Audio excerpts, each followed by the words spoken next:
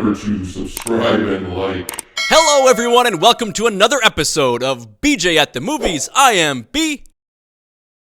And we watched Dune.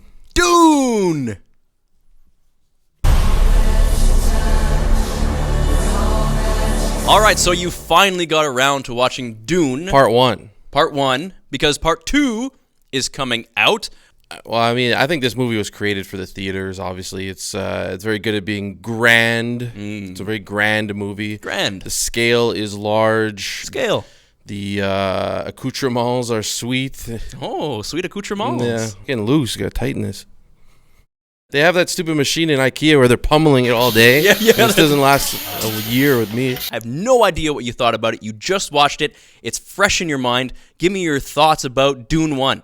It's clearly a part 1. Right. It's really enticed me and excited me for the second part. Okay. And I think number 2 will be better than number 1. Oh, okay, I see. You think it's going to ramp up that much? It could. I do, just because I feel like this one is a little long. A little long. It's because it's so grand, and there's so much that happens in that amount of time that it feels long, maybe.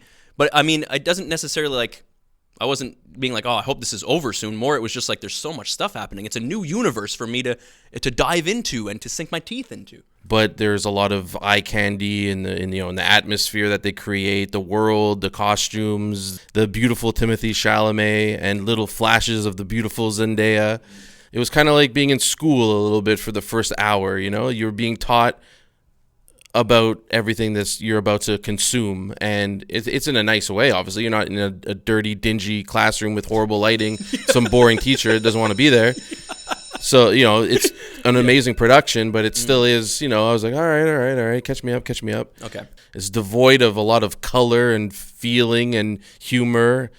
Not that you need humor and everything. Sometimes there's way too much. But there's really, I don't know, it's a very cold movie. Especially number 1. I don't know if it's going to change as we go, but it is a pretty cold universe. Yeah. It is a drama. It is a sci-fi fantasy type movie. So yeah, if you're more into sci-fi and fantasy, I think this is more up your alley. I don't know if this is necessarily for just anyone. If you don't like sci-fi and fantasy, you might not enjoy this. Not to say that it's not a fantastic movie, though. So I don't think you'll come out of it being like, oh, this is a bad movie. You might say, this wasn't for me. If you're not into it, I was just like, it's a feast for the eyes.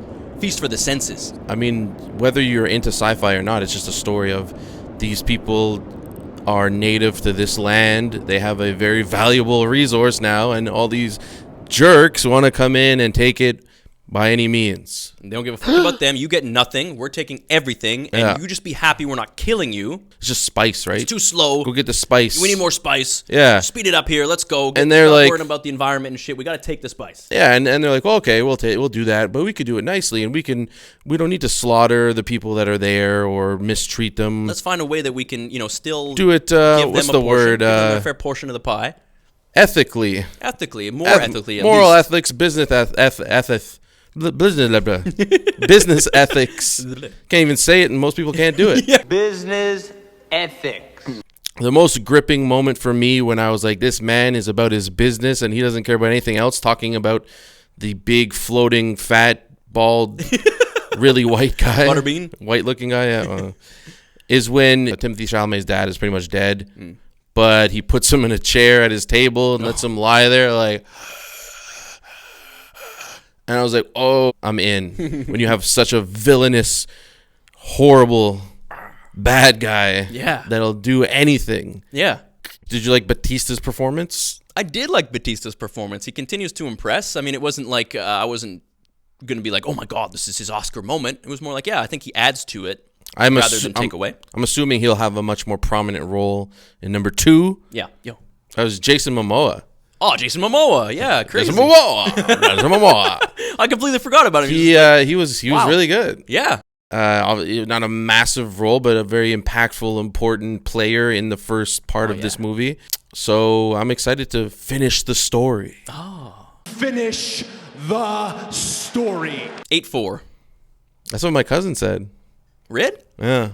Rid, let's go, my boy. And he reads a lot of books. He's a very well-read man. I'm going to go 8-3. Okay, that's fair. So you heard it here. So that was Dune Part 1, a movie that teaches us if there's a valuable resource somewhere, there's definitely going to be someone that wants to take it all for themselves. That's B. I'm Jay. Good night. Bye.